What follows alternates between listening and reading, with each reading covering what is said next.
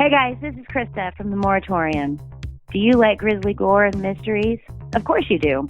That is why I suggest you subscribe to my blog, Suspended Animation, Dormant Stories Waiting to be Told, where we at the Moratorium offer a number of lurid tales from axemen running around New Orleans to phantoms in Texarkana. And if you're feeling especially generous, head over to our Patreon, where for just a couple bucks a month, you can help the Moratorium grow. And that would be pretty kick-ass. And remember, long live VHS. All right, guys, welcome to the Moratorium. I'm Tim Kornman, and today we got something special going on. Jason had to be away this week, so we brought in some backup. Why? Because I don't think we need to take a day off. All right? The producers at this damn company insist that we work tirelessly to bring you quote-unquote entertainment. Cue the music. And in 3, 2, 1, I already forgot it. You will be assumed as big as a giant, or like all the others, dead. You think I imagined all of it, don't you? You think I'm insane? That's feng shui. A match made in a bathroom. Just floating into the void. So, for the next month or to 6 weeks or so, Jason is going to be in and out, and we are going to be bringing in some extra people to help out. But today, we are bringing back Krista Funk, and today we're going to be talking about serial killers. But we're going to be talking about serial killers and how they may relate to the movies that were based on their true accounts. So, everybody give it up for Krista Funk. You can't hear anybody. They're there. No, they're there. They're cheering for me. I hear it. Or it's indigestion. I'm not sure which. So, Krista. Yes. One of your favorite things to talk about, and I know we've talked endlessly about it. We've already talked about it this week even, is serial killers. Mm-hmm. You write our blog. I do. Yeah. What's it called? It's called... Tell everybody. You should already know, you bitches, but we're going to tell you anyway. It's called Suspended Animation, Dormant Stories Waiting to be Told. You sound just like the recording that I have in front of every damn show. You guys should be ashamed of yourself for not already knowing it. So go over and read the blog. There's some really cool, interesting stuff out there. I love to read what you have to say. Now, I'm not a serial killer expert. I said it. And I know that you don't necessarily consider yourself an expert. You've got a whole lot more knowledge than I do. But tell everybody, who are we talking about today? We're talking about the Zodiac killer. Dun, dun, dun. Dun, dun. And I know that he's been talked about over and over and over again, but endlessly. He's interesting. Yeah. How long have you been reading up on Zodiac stuff? Way too long? I don't know. I've been a nerd for... I was a wee child. My mama used to read to me about the Zodiac ciphers to go to sleep. These were my bedtime stories, you know? That's it. Go to bed. The Zodiac's coming after you. And she was sitting there and she was like, once upon a time in Vallejo, California. Don't be hanging out on Lover's Lane. This is bad. I don't think I ever visited a Lover's Lane. Well, at least not with a date. Well, Tim, this is because you grew up in a time when there was, like actual, shit to do. You didn't have to go find the Lover's Lane. You're like, yeah, I mean, yeah. Went to the arcade, played with other knobs. So tell us about the Zodiac. Tell us, when did he become active? Zodiac, to my understanding, popped up on the screen on July 4th, 1969. The 4th of July. 4th of July. So, everybody's partying.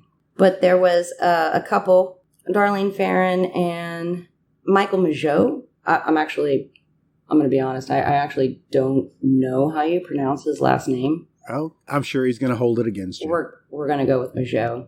Okay. And if that's wrong, I apologize. But were these the two that were actually watching the fireworks? Were they in their car watching the fireworks? Were they out? And she came to pick him up, and okay, to my understanding, they had gone to like a burger place or something like that, and it was cheap date. Yeah, it was really crowded, and Mijo, assuming that's how you say his name, said that there was somebody following them around town. Like they okay. There was a car following them, and they had to lose this car. Like it showed up at the burger joint where they were at, and was that his way of getting her to a secluded location for himself? Interesting that you say that, because it's nobody knew this at the time. This came about later, but Robert Graysmith, he believed that Zodiac knew Darlene Ferrin. She was really popular and everybody liked her, and she was married but very flirtatious and was running around with Michael Mijo. But because Graysmith believed that the Zodiac killer was Arthur Lee Allen, and Arthur Lee Allen was living with somebody at the time that lived very close where Darlene Ferrin worked. And her sister said that sometime prior to her murder, Darlene Ferrin had a painting party. I don't know. Okay. People come over and they paint. In the movie, it's funny because Mark Ruffalo's like, "What's a painting party?" And Jake Gyllenhaal's like, "Well, everybody comes over and paints." And Mark Ruffalo's like, "That sounds like a terrible party," Well, depends on what you're painting. Painting Hulk sculptures. What? So everybody shows up and they're, I don't know.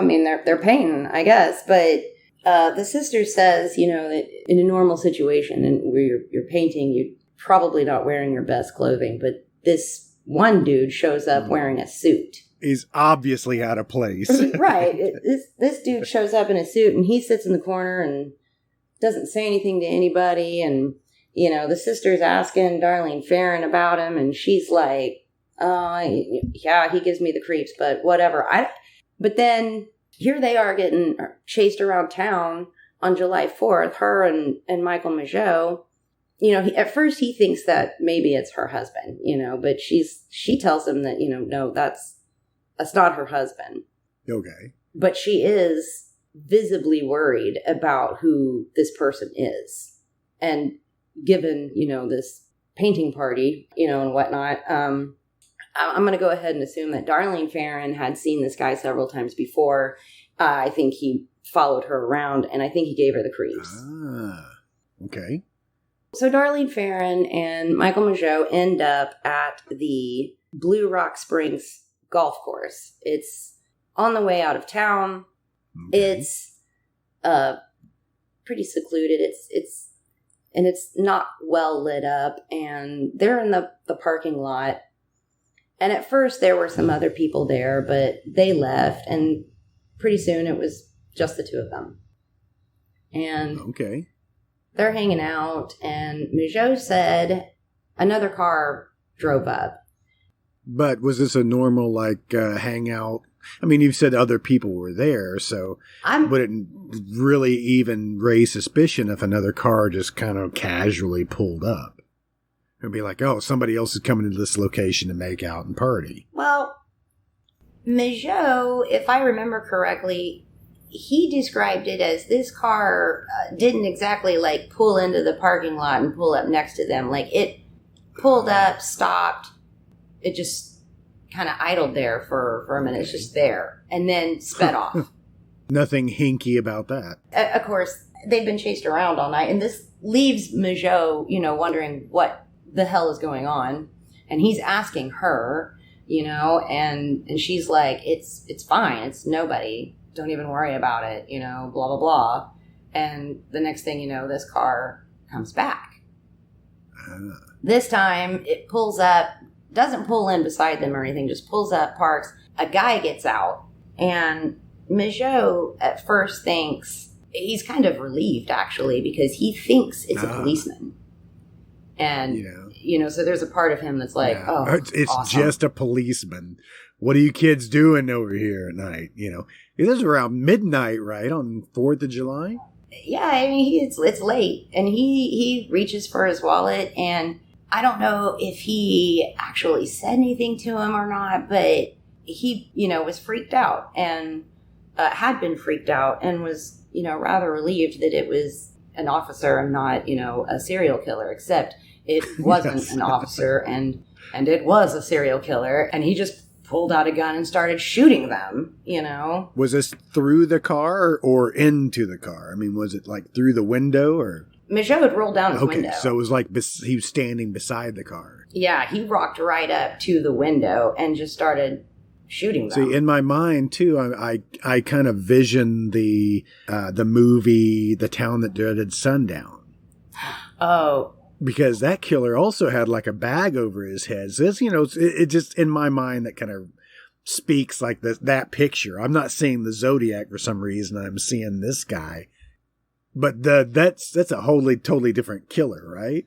We're assuming that there are two different killers. Because that was in Texas. That was in Texarkana, yeah. We'll cover that, hopefully, another day. Okay, back on track. All right, so Zodiac kills...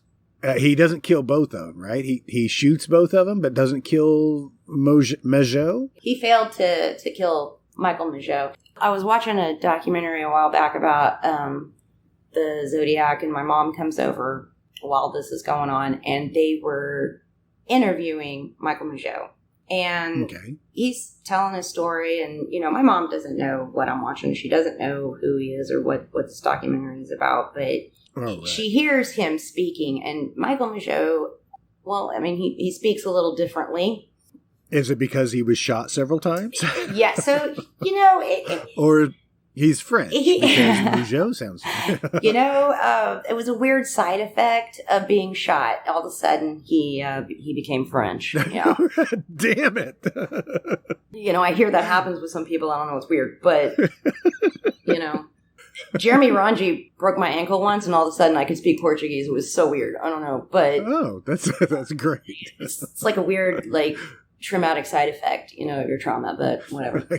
Okay. Little known facts right here, ladies and gentlemen. Well, I mean, the same thing with Reagan. She could speak Latin, right? I mean, all it took was demonic possession, What'd she do? She just peed in front of her mom's friends, right? So, where the fuck was I? Where was I? We're talking about Michaud, the interview. Your mom was on. Yeah. So, and wondering who the hell's this French guy? Yeah.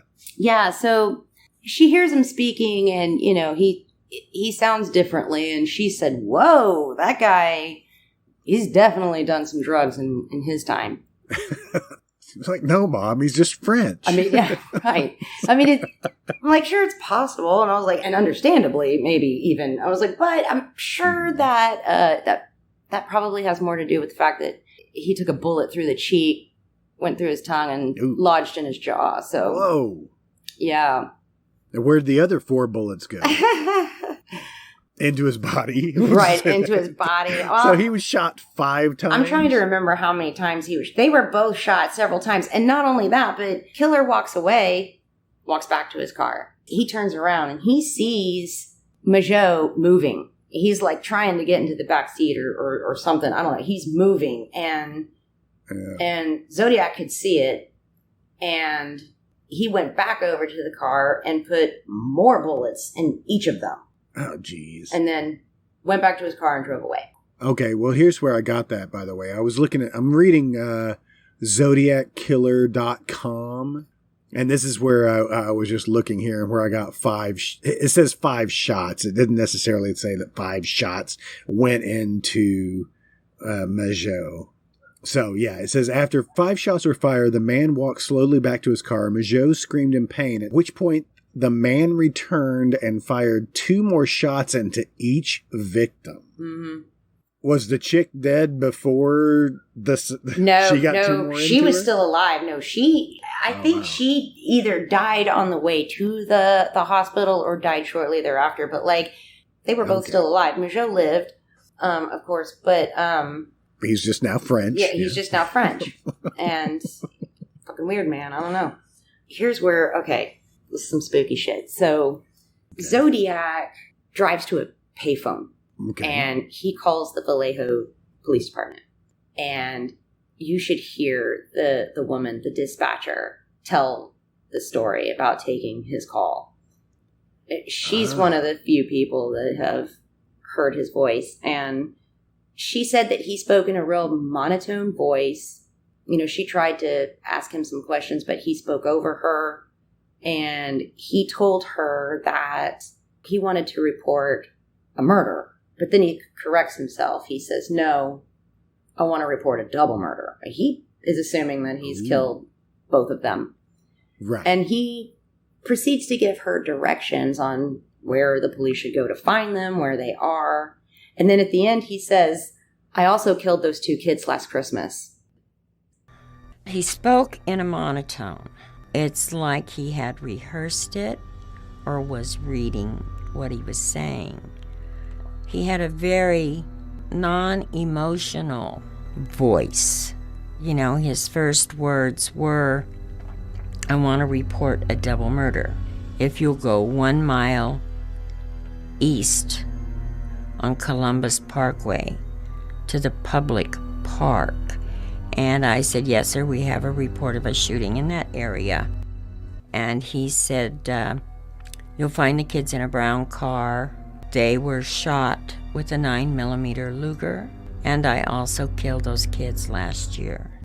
The 2 kids last Christmas were Betty Lou Jensen and David Faraday. Yes, that's what They were killed in Benicia, California.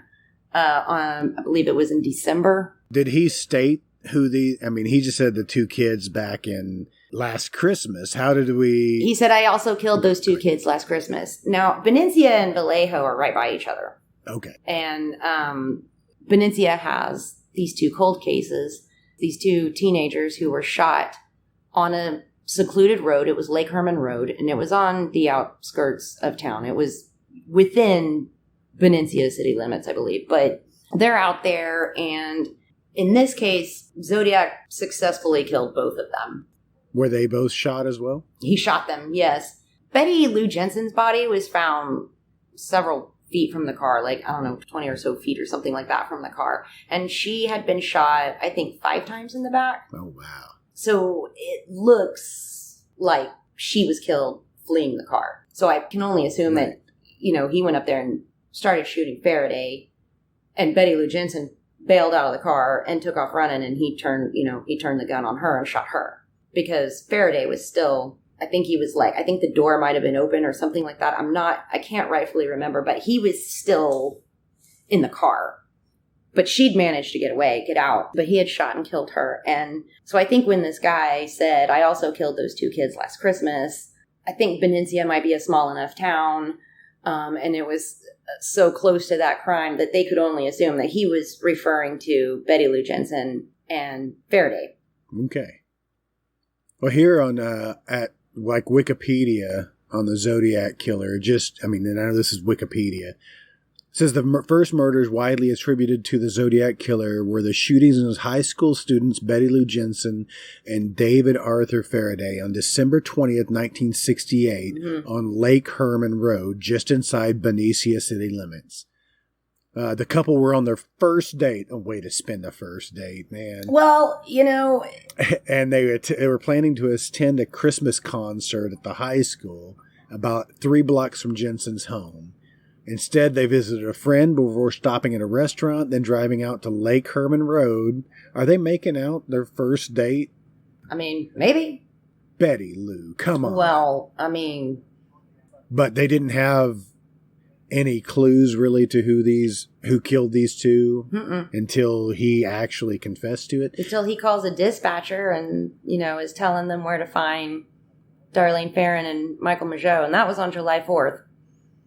It said the killer then shot Jensen 5 times in the back as she fled. Her body was found 28 feet from the car. Mm-hmm. Okay. I think what I've been reading too of different accounts that he likes to gloat about his his past murders, right? So maybe was he upset that he didn't get any kind of publicity off of this, so now he's confessing up to this, so maybe he becomes more infamous?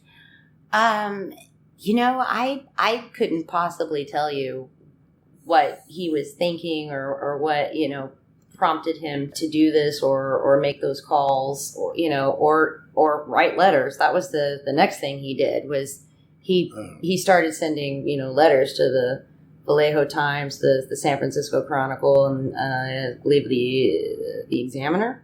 But wait. At the end of that phone call, though, that he calls that dispatcher, okay? And at the end of that phone call, he says, I want to report a murder. No, I want to report a double murder. Blah, blah, blah. Go here, blah, blah. I also killed those 2 kids last Christmas. But then he says, goodbye.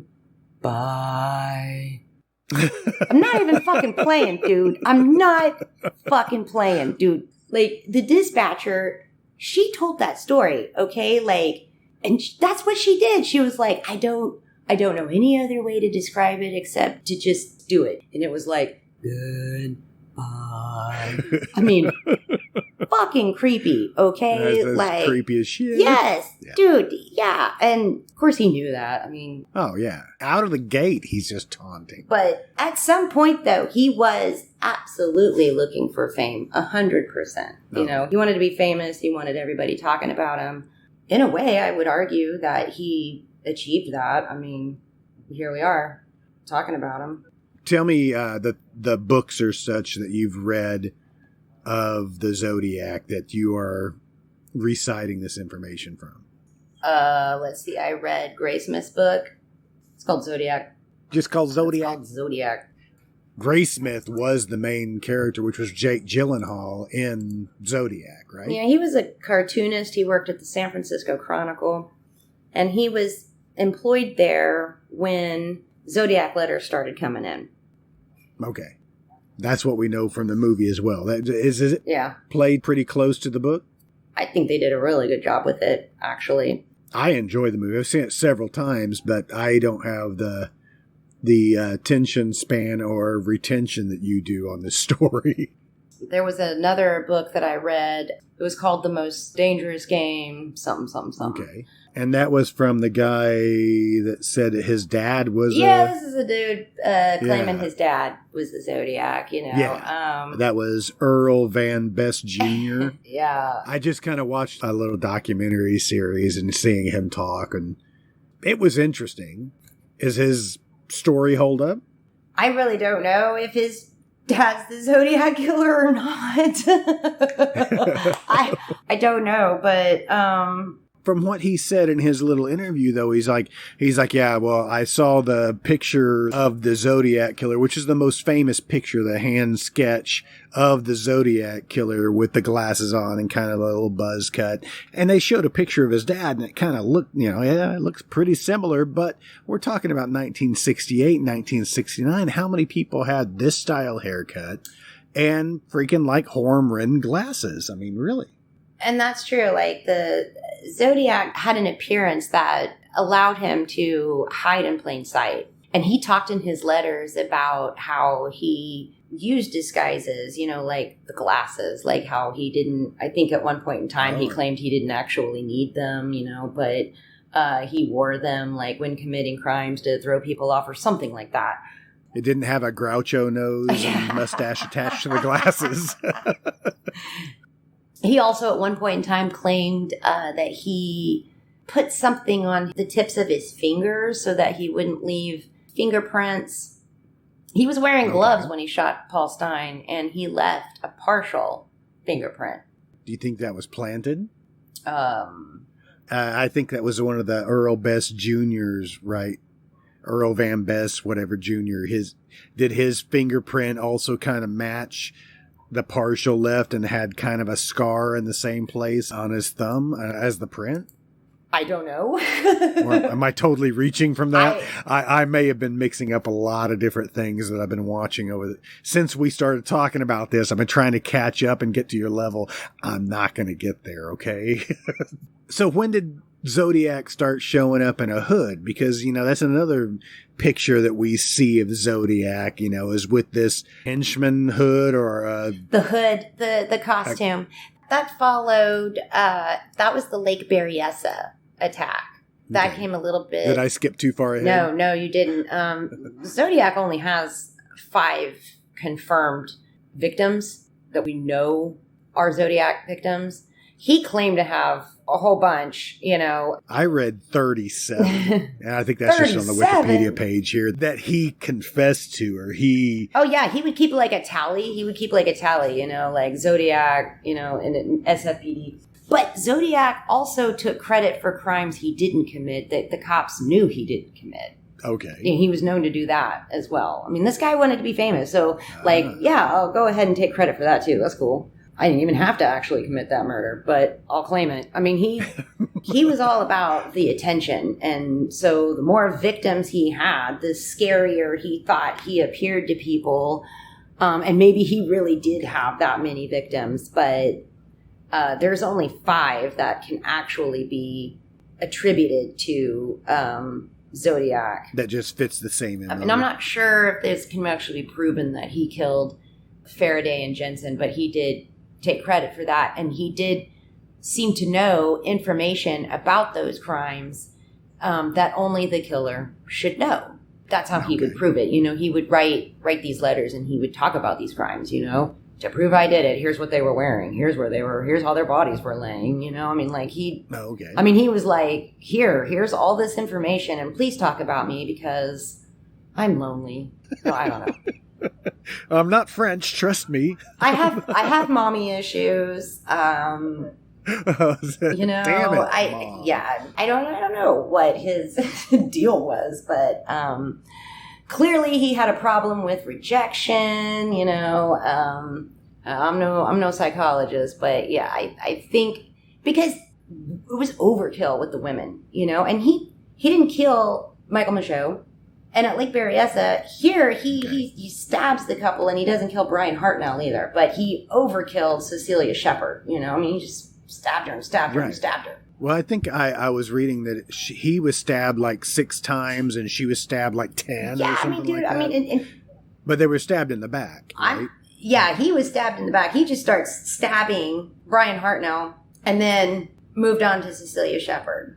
Okay. I don't know if she was moving around all if she could do that like you see in the movie, but I would imagine that if someone's stabbing you, I think you're going to freak out and you're going to a little bit. And he's just stabbing her and it was overkill. And here's twice where he fails to finish off the men, but certainly made good where the women were concerned.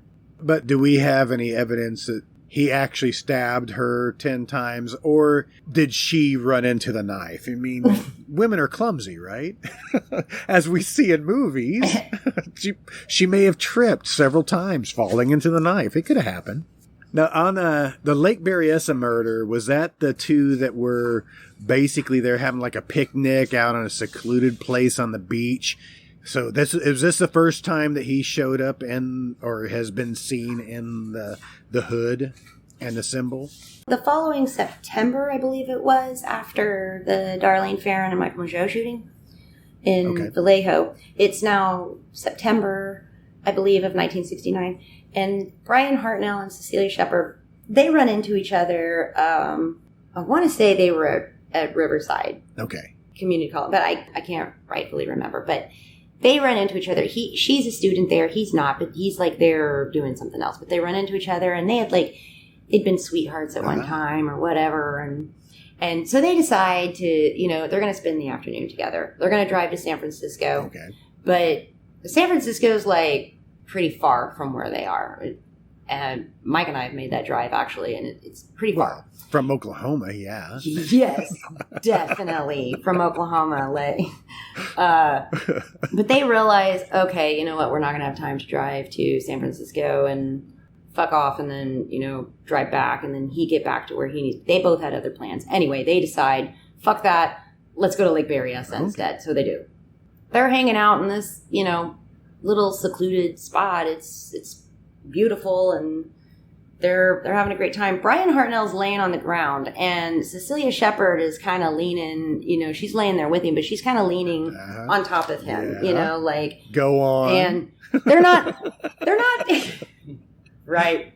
And then no, but she looks up and she sees somebody, and she says, told him that there was somebody else there, that she could see somebody, and neither one of them are real worried. I mean, it was like she just said it. She happened to notice, hey, there's somebody there. She's not alarmed. Neither one of them are alarmed until Cecilia Shepard says, he has a gun. Oh.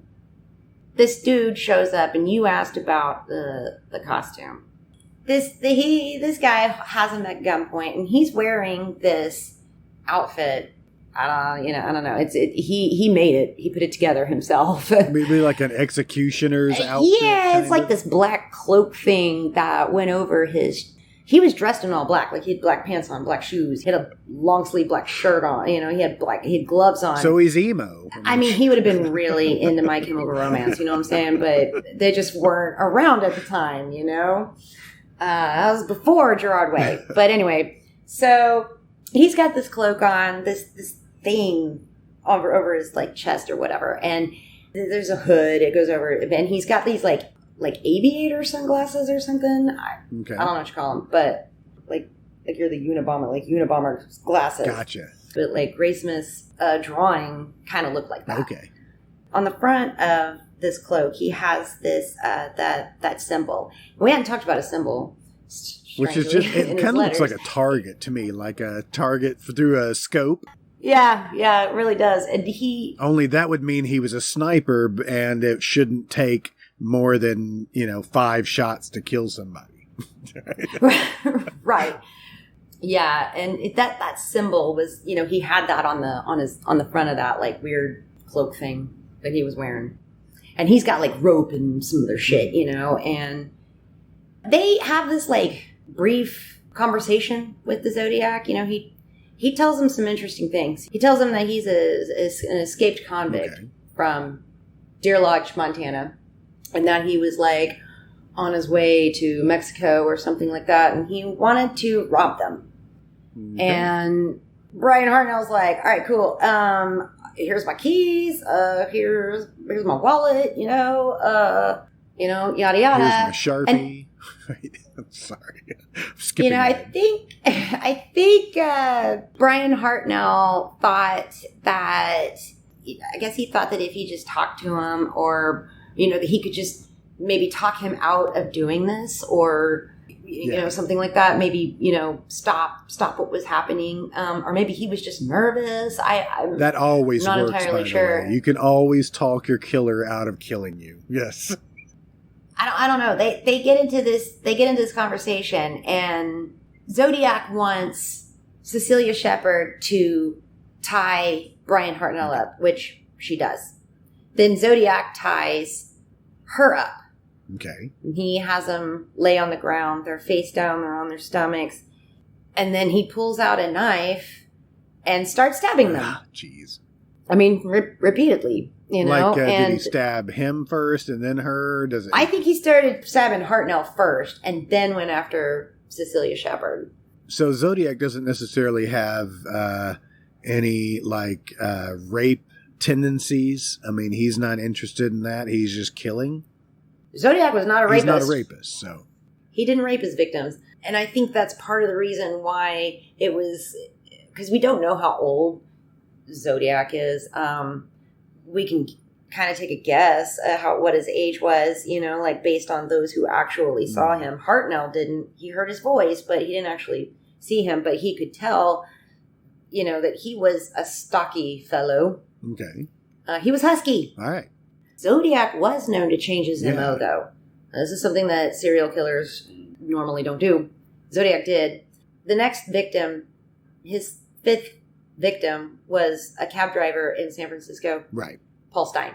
But before we get off of Hartnell, though, their bodies were found like later, right? I mean, he confessed to those murders. He called and reported those murders as well. They were found, if I'm not mistaken, they were found later that evening. They were lying there bleeding to death, freezing to death, and I believe there was a dude in a boat went by. Yeah, and I believe that guy went and alerted the police. He didn't like go to shore, like he didn't approach them. Like I think he was spooked himself. Yeah. About what was over there. It was dark by this point, but he did call police. This guy did. Now the police fucked up. They get there, and they get Brian Hartnell out of there. They get Cecilia Shepard out of there. Shepard, by the way, was still alive when they showed up. She died later, but I think it said 2 days later. Yeah, I think she held on, for a couple of days.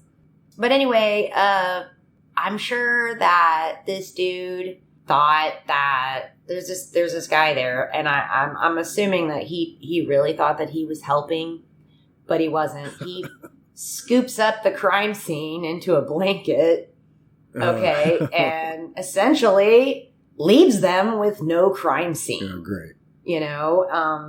But I mean, they do have Brian Hartnell's car door. Yes. Zodiac left behind his calling card on his car door and his tally, right, which actually just says Vallejo 12/20/68, 7/4/69, September 22nd, 1969 at 6:30 by knife. So is that confessing to all three murders? Yeah, that top one, he's that's Betty Lou Jensen and David Faraday. They were shot December 20th. Then there's Darlene Ferrin and Michael Mageau, and then he's like, and then I killed these people with a knife. And that's interesting too, because here he's changed his MO. He stabs them. Up until this point, he's shot people. Right. And then he changed his MO by traveling to San Francisco and taking a cab ride into the Presidio Heights neighborhood and parking it at Washington and Cherry. And he grabbed the back of Paulstein's collar and held that gun right up to the back of his head and pulled the trigger. Blam. I hope that it happened fast enough that he never saw that gun, didn't see it coming, didn't know it was going to happen. Was dead before. Did he confess to that murder too? You could say that. He mailed a letter to the San Francisco Chronicle with a piece of Paul Stein's bloody shirt. Paul Avery's a reporter. He's talking about the Zodiac, and he pisses the Zodiac off. He offends him, and the Zodiac sent Paul Avery a Halloween card, and it too contained a piece of Paul Stein's shirt. Very interesting. And everyone at the San Francisco Chronicle, they start wearing these like pins or something that said like, I am not Paul Avery. Oh God. I want one of those pins so bad. Anyone listening to this, if you know where one is, I want one. I am not Paul Avery. You can contact us at moviemoratorium@gmail.com. But it's funny because in the movie, like they're at a gun range, okay? Like Paul Avery spooked and he gets his gun and he's like doing target practice, and Jake Gyllenhaal's sitting there talking to him, and he's like, you should sell these. You can do well. Even Paul Avery, like even he's wearing a button that says I am not Paul Avery, but he was spooked. He got that bloody piece of Paul Stein's shirt. Of course you're going to be spooked. Yeah. And you don't know who the Zodiac is. You're pretty sure he's a stocky dude with a crew cut, but that's really all you got, and everybody looks like that. So yeah, he was spooked. When did the ciphers start? From what I understand, they started not too long after the Blue Rock Springs killings. Okay. He wrote a letter to, I want to say it was in August of 1969 when they got the first letter. And I want to say there were multiple letters because multiple newspapers got one. Like the Examiner got one, the Herald got one, and the San Francisco Chronicle got one. And in each of these letters, he included a cipher. Okay. It was like this coded message. And were they all different messages, though? Or was it the same message just sent to different newspapers? I'll have to look that up too. I only concerned myself with the Chronicle. Because that was the only one that mattered to me. Because the ciphers are the same. The ciphers was the same one. I believe the Herald and the Examiner published them too, but the Chronicle published them. And, of course, here's this puzzle that's been published in this newspaper, and it's this couple that cracked it. But there were more than one. Did they keep coming after the Blue Springs? Yeah, there were multiple letters that were sent. Multiple letters. Like, I don't have a number, like, on the top of my head how many he sent. I'm sure that information's on here. But he sent multiple letters to the Chronicle. He also wrote Melvin Belli a letter. Who's that? Melvin Belli was a lawyer, I think. We can talk about definitely we'll go into the ciphers on our next talk. So let's wrap up some of these murders. So you said that Zodiac had been confirmed five murders. Faraday and Jensen, Maju and Farron and Hartnell. Oh wait, I'm sorry. Because Michael Mageau didn't die. And Hartnell didn't die. That's what we're saying. That's why he has 5 murders, but he's attacked multiple. Did Hartnell ever... I mean, is he on record? Did he turn French? Maybe. So Paul Stine was the next murder after that can be confirmed to be Zodiac's. He was the cab driver. He was the cabbie. Shot how many times in the back of the head? Once maybe? He was shot one time. So we didn't talk about the eyewitnesses. Yeah. There's quite a bit where Paul Stine's concerned because here he's changed his MO again. Up until this point, he's attacked all couples. Paul Stine's a lone cab driver in San Francisco, and I want to say it was his second or third fare of the night. Just starting his shift? Yeah, he just started. Damn it. You would think that, like maybe it was a robbery like that at first. I'm sure that's what it looked like. Yeah.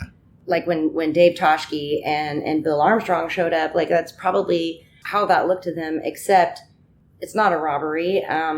He hasn't seemed to have taken anything except, pieces of Paul Stine's clothing and, weird stuff. I think his keys were missing as well. Did he take his money? I don't think he... did it look like a robbery? I don't think it... No. And he left I believe he left a glove behind. Really? Oh, man. That would be just, like, taunting. Yeah, because Mageau, he skipped town, after he was shot. He took off. He disappeared. He went back to France. He went back to France. He was like, y'all, I'm out of here. Au revoir. Au revoir, Pee-wee, au revoir. So I would leave Mageau as the only one who's seen Zodiac without his, seen his face. Okay. Hartnell didn't see his face because he was wearing that ridiculous costume.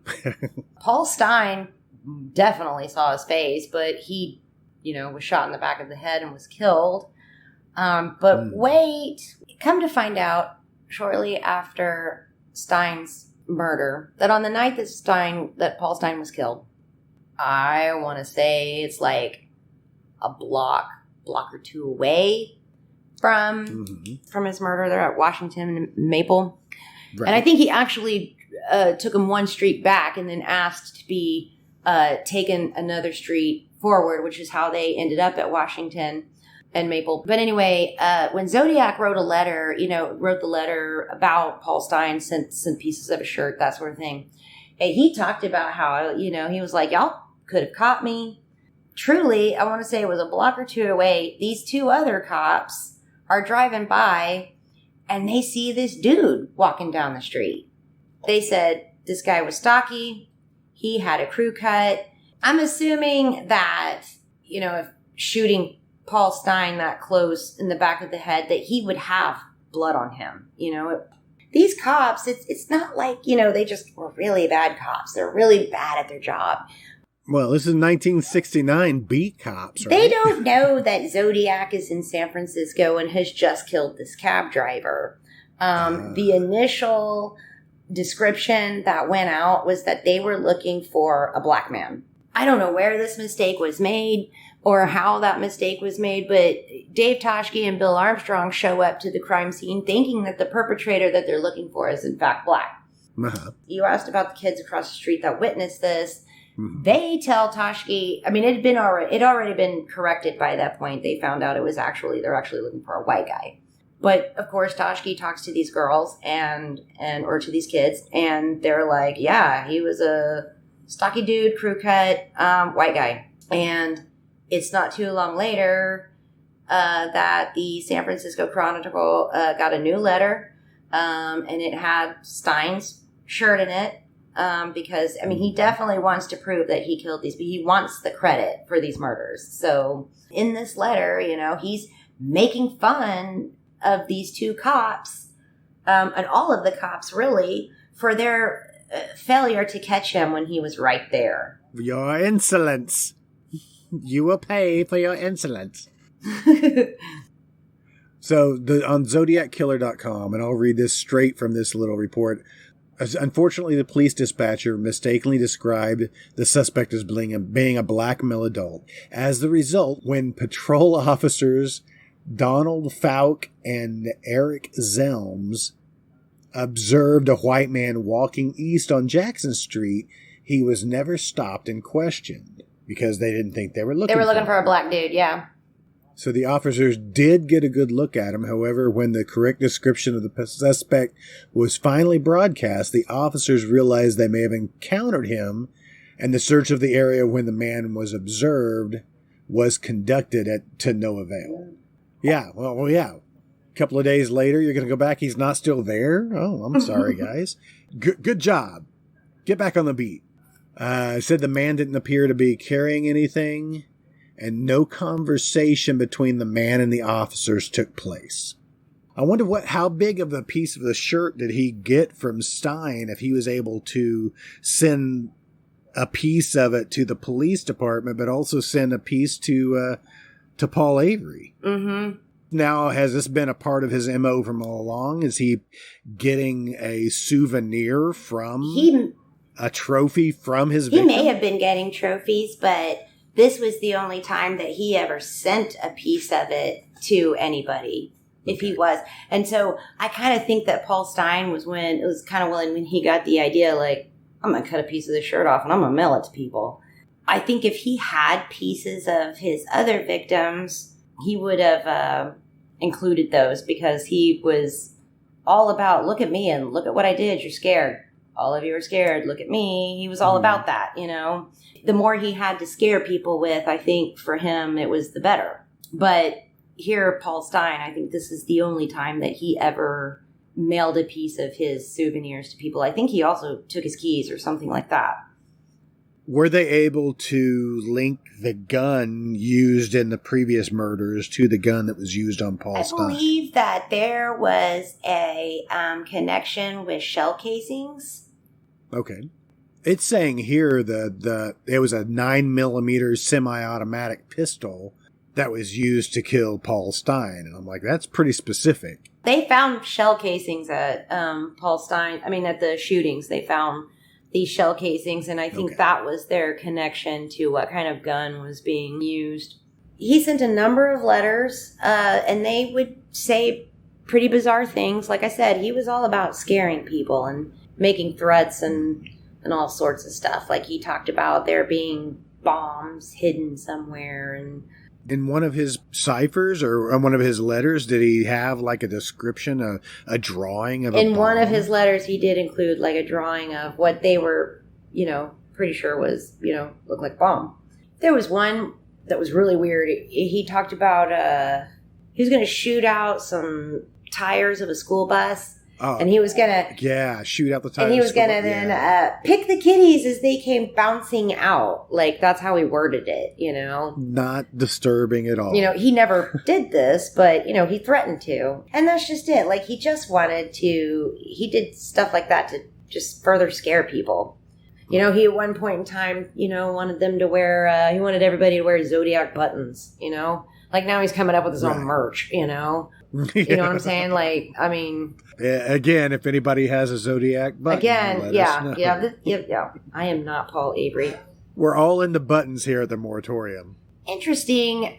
He wrote a letter to Melvin Belli. Okay, who's this guy? Yeah, Melvin Belli was he was a lawyer. Okay. Belli came into the scene in 1969. I want to say it was the Jim Dunbar show. Okay, it was like a talk show in San Francisco. Right. Came on during the day, Yes. in the morning. Somebody claiming that they were Zodiac was going to call the Dunbar show and wanted to speak to Melvin Belli. But I think he also asked for Bailey, like F. Lee Bailey, which we will remember him from such things as Patty Hearst, and the O.J. Simpson trial. Speaking of gloves. Right. Sorry. I mean, if it doesn't fit, you must have quit. Okay, Tim. But anyway, Zodiac wanted to talk to, one of them, and they get Belli, and Belli agrees to go on the show, which he does. And sure enough, somebody called in and picked the name Sam. Okay. You can call me Sam. And because Belli wasn't real comfortable. I mean, he didn't really know how to address him.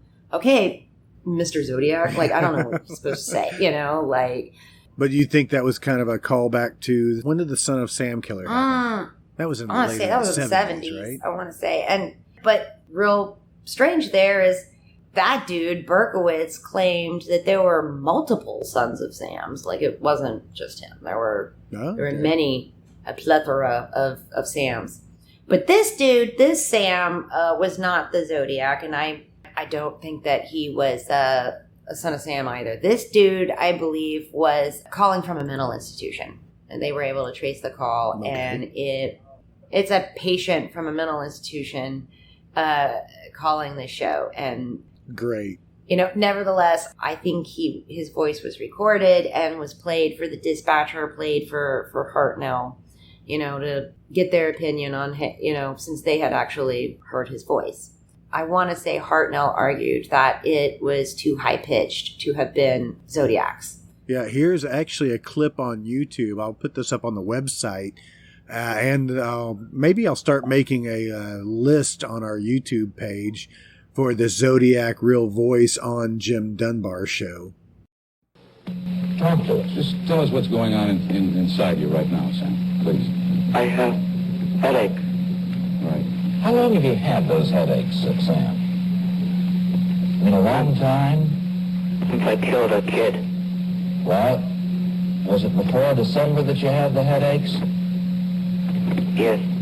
Were you in service that you might have had an injury in service? Did you ever fall out of a tree or downstairs? Were you ever unconscious? I don't know. You don't remember? Why did you want to talk to Mr. Belli, Sam?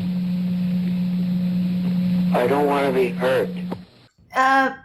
Toshke and Armstrong, I believe they asked Belli, if at all possible, if they could, this was before they traced the call and all this and knew where it would come from, but they were like, get this guy to agree to meet you somewhere. They did this. I'm not sure really whose idea it was to do to meet in Daly City. I want to say it was the Zodiac wannabe. Of course, Belli showed up. This caller did not, because he's in a mental institution. And that's ultimately where they found out he was. Do you think this could have all been a publicity stunt for the Jim Dunbar show? It's entirely possible. I'm just going to throw this out there. I don't know, but maybe Belli and Bailey, maybe were trying to get in on that action. And but they were already famous lawyers to begin with. So that's probably unlikely, Gotcha. It came out pretty quick after. How long did it take them to figure out that it was from the mental institution? Was it like days, or it was like, a week later? Oh, by the way, I'm sorry, guys. I'm not sure. I'm not sure how long they had to keep them on the line before they could trace the call. Yeah. Because at first he kept hanging up, this guy's calling from a mental institution, but at first he kept hanging up, and he had to take his meds. Yeah. Here comes Nurse Ratched. I gotta go. If I'm not mistaken, he hung up several times, but it wasn't Zodiac. You know what I mean? Like it wasn't him. Okay. But I think Zodiac, the real Zodiac, was probably watching. I've no doubt that he was watching this. I think he loved hearing people talking about him and the weird stuff that he did. So this caller calling in, I think this might have been the sort of thing that delighted him. Like, cool. Well, that's cool. Yeah, people are talking about yeah. it. They're talking about me so much they want to imitate. And that is true. Copycats are a thing, like certainly with, what was his name? Robert DeSalvo, Boston Strangler. To my understanding, there's evidence there to suggest that, if Robert DeSalvo was the Boston Strangler, he wasn't the only one. Like there could have been multiple Boston Stranglers. But you want to kill somebody, you want to strangle, your girlfriend with her stockings, you can make it look like the Strangler did it because that was his calling card, Yeah. I mean, so I'm just going to shoot this couple and Zodiac will do all the work. He'll claim he did it for me. I don't even have to, this other guy will confess to it. But the problem with that was that, well, there were the Kathleen Johns, later on, this woman named Kathleen Johns, she's driving down the highway in California. She's got her toddler. It's night, it's dark, and this car is honking the horn, flagging her down, So she pulls over, and he tells her that there's something wrong with her tire. He's got to tighten her lug nuts. They're coming off. Her tire's going to come off. And so he, being the good Samaritan, is going to tighten these lug nuts for her. Such a nice guy. I know. What a swell guy. He's probably French. Damn it. Instead, he loosened her lug nuts, and sure enough, the tire comes flying off. He gets out. They pull over again. He gets out, and and he's like, "Oh, you know what? I can drive you to a gas station. I can drive you somewhere to get help. It's cool. I'm not gonna leave you out here." What a sweet guy he is, right? Yeah. He's thoughtful. He's considerate. Okay. But she gets in the car, she gets her child, and now I'm not real sure what kind of conversation they had, but. So, you live around here much? Right, And she was pregnant at the time, right? So it's like, oh, yeah, hey. You always go around loosening up lug nuts? Yeah. So you're a mechanic. Do you know how I can get an extended warranty on this car? She says that they drove past a gas station and he was like, oh, that one was closed, and then they drive past another one, and we could come up with these reasons why he wasn't pulling over. And she's, definitely got the suspicious vibe going on, The movie is pretty creepy. It has... Oh, super creepy on this part, yes. It has Zodiac saying to her, before I kill you, I'm going to throw your baby out the window. Yes. And in with the ominous music, and fast forward to Kathleen Johns is flagging down a semi on the highway. Kathleen Johns took a dive for it. She opened the car door and she just made the decision, like I can either continue riding in this car with this freak, or I can just jump out of this thing and hope for the best. Grab my kid and go. Yeah, she grabbed her kid and bailed. She was like, I'm out, deuces. So she hides, she and her child are hiding in some brush and it's dark. And she says that this guy gets out, he's got a flashlight, and he's like, I didn't mean to scare you. Oh, come out. It's all right. I'm just playing around, but of course she doesn't. She said he looked around for a while. He got back in his car. He drove off, and she stays hidden. She doesn't move. Like, she's terrified. Like, she just knows. I wouldn't either. She just knows he's lurking and somewhere and waiting for her to pop out of her hiding spot. She's like, fuck a bunch of that. So eventually he bails, and she does in fact flag down some other people. And she had hidden her baby, her child in whatever, some bushes off to the side or whatever. And they took her to a police station. And Kathleen Johns looks at the wall of this police station, and there is a wanted poster of this famous drawing that you talked about of Zodiac, with his glasses. And she says, that's the man that picked me up. She claimed that she recognized him in that drawing and that was the dude that had pulled over and picked her up. Okay. I don't know that it was necessarily Zodiac that picked her up, and I'll explain why. But first, I want to say that somebody picked Kathleen Johns up. She didn't make this up. Like, this wasn't a stunt for attention or anything like that. Yeah, that was my next question. Somebody did this to her. I don't think it was Zodiac, but I think it was a Zodiac wannabe. Okay. They go back to her car and it's on fucking fire. It's like gone up in flames, you know. In the meantime, after this incident, and I mean like several weeks go by, if not like 3 or 4 months or something like that. But like Zodiac, here's a guy who, like we've already discussed, you know, was all about, here, look what I did. You know, here's Paul Stein's shirt. Right. You know, here's all this information about, you know, how their bodies looked and how they were killed and yada, yada. I mean, he really, really wanted people to know that he did these things. And yet there's no mention of Kathleen Johns until like several weeks, if not a few months later, after the fact. After it's already been on the news. It's already been printed in the newspaper. And Zodiac had done that, you know, before, taken credit for crimes that they knew he didn't actually commit. Kathleen Johns was questionable. They couldn't prove that he didn't pick her up either.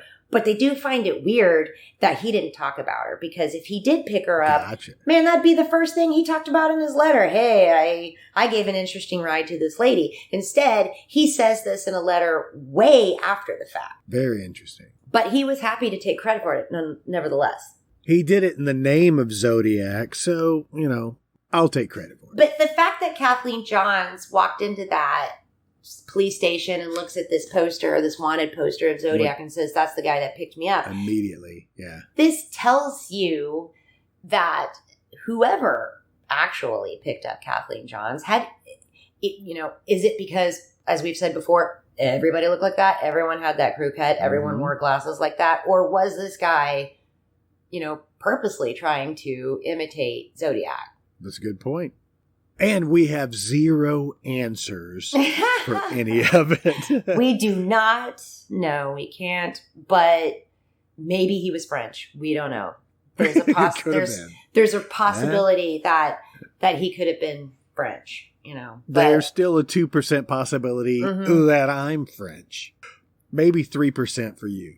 But then the case gets really spooky.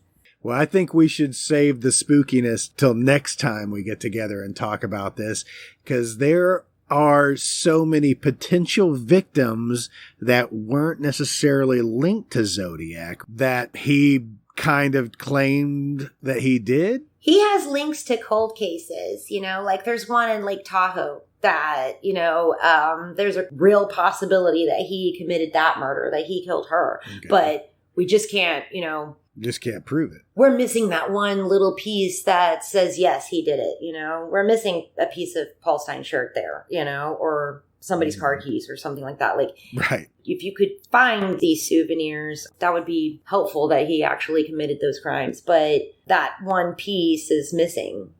Next time we get together, we're going to talk about the potential of other victims from the Zodiac. This is a fascinating story. I love it. It's been fun talking about it. Again, it's fun to talk about real death. We're not too morbid. Nope. Okay. So let's shut this down for now, and then we'll come back. And if not next week, then the week after, but we're going to continue this conversation, okay? And I'll do some more research and actually have more to offer than just stupid jokes about Frenchmen. Cool. All right. So let's let everybody know that, hey, every Tuesday you can find us on themoratorium.com. You can find us on Twitter, Instagram, Facebook. Check out our Facebook group. It's growing wildly. We put stuff up there every day. Lots of fun stuff going on there. I'm also doing TikTok videos. I hate being on camera, so I'm making videos of other stuff. Let everybody know that, hey, We will be continuing doing our movie episodes of the Moratorium when Jason comes back.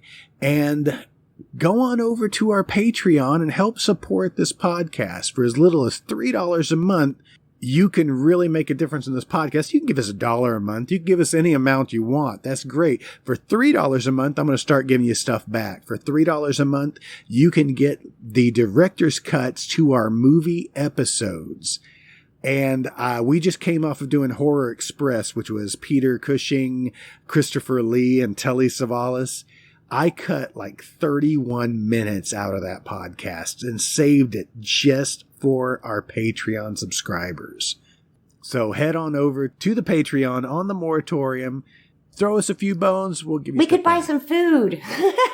Yes, Daddy I'm needs starving. To eat.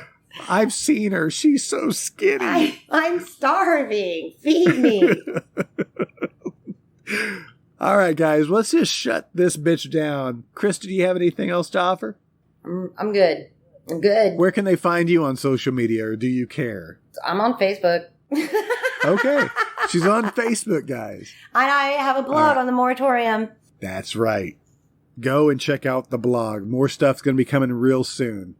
All right, let's shut this bitch down. What do you say? All right. I'm down. Bye-bye. Bye.